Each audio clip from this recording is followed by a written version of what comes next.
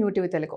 ఆంధ్రప్రదేశ్ ఉప ముఖ్యమంత్రి పవన్ కళ్యాణ్ ఢిల్లీలో బిజీగా ఉన్నారు. వరుసగా కేంద్ర మంత్రులతో సమావేశం కానున్నారు.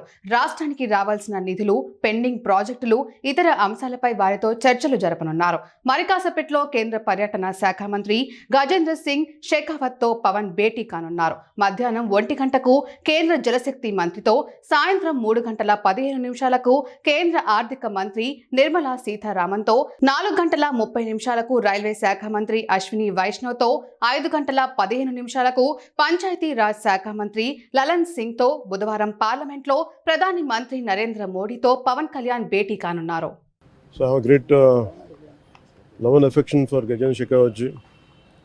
Always he was there for us. Always he is there for us. Today I came here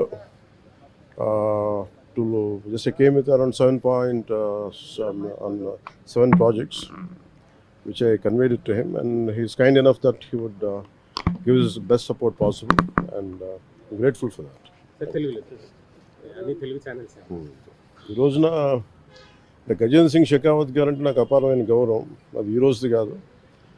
ఆయన జలశక్తి మినిస్టర్గా ఉన్నప్పుడు కూడా ఆయన పోలవరం గురించి ఆయన ఎంతో నిలబడ్డారు. వచ్చి ఒక 7-point ప్రపోజల్ మేము పెట్టాము దానికి, కొన్ని ప్రాజెక్ట్స్ మీద, వీటి మీద, అలాగే టూరిజం యూనివర్సిటీ మీద.